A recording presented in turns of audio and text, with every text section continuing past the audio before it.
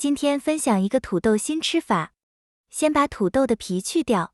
土豆切成小块，全部放入料理机，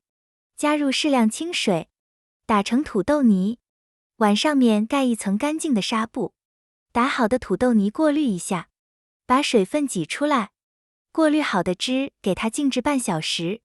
把淀粉沉淀出来，底部厚厚的一层就是沉淀出来的淀粉，把上面的水全部倒掉，把淀粉刮到土豆泥里，把它们抓匀，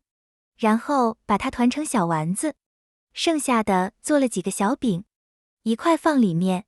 水开后蒸15分钟，把蒜瓣和青辣椒一块放蒜臼里捣成泥，放点香醋、生抽、味极鲜，再放一点点盐，